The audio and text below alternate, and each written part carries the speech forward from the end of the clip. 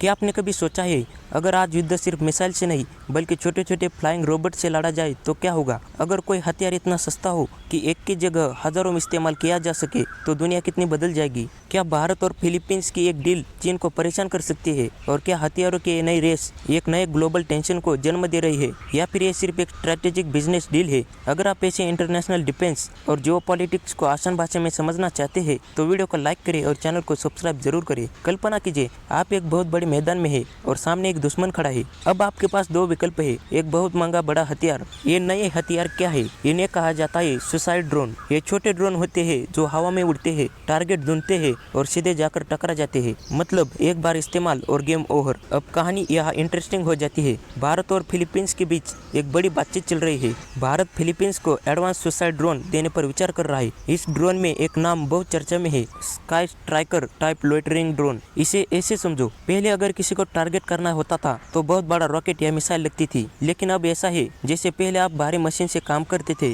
अब वही काम आप छोटे स्मार्ट ड्रोन रोबोट से कर रहे हैं। कम खर्च, ज्यादा एक्यूरेसी और तेज रिजल्ट। फिलीपींस के लिए सबसे बड़ा मुद्दा है साउथ चाइना सी में बढ़ता तनाव। फिलीपींस का कहना है, हमारे पास ऐसे एडवांस ड्रोन्स नहीं है जो हमें सुरक्षा दे सके, इसलिए वह भारत जैसे देशों से मदद चाहता है। जैसे ये बातचीत सामने आई, चीन ने तुरंत रिएक्शन दिया। चाइना ने भारत को वार्निंग दी कि वह फिलीपींस को हथियार न दे। चीन का कहना है, इसे रीजन में टेंशन बढ़ सकता है। यह एक बहुत सेंसिटिव सी रीजन है जहाँ कई देशों के क्लेम्स है और चीन इस क्षेत्र पर अपना डोमिनेंस मानता है। इसी वजह से वह हर नई मिलिट्री एक्टिविटी टेंशन बढ़ा देती है। इसे ऐसे समझो, एक मोहल्ले में 3 लोग एक ही पार्क को अपना मानते हैं। अब अगर एक नया दोस्त आकर उस पार्क में खेलना शुरू कर दे तो पुराने लोग नाराज हो जाएंगे। वही सिचुएशन यहाँ है। भारत हमेशा से अपनी डिफेंस मैन्युफैक्चरिंग और एक्सपोर्ट बढ़ा रहा है। भारत का फोकस है मेक इन इंडिया डिफेंस, और अगर भारत फिलीपींस को सपोर्ट करता है तो एक स्ट्रेटेजिक पार्टनरशिप बन जाती है। चीन की चिंता यह है कि अगर फिलीपींस के पास एडवांस ड्रोन्स आ जाए तो वह चीन के खिलाफ ज्यादा कॉन्फिडेंट हो जाएगा, और यही रीजन है कि चाइना इस डील का विरोध कर रहा है। आज की लड़ाई पहले जैसी नहीं रही। पहले टैंक्स, सोल्जर्स, मिसाइल्स, अब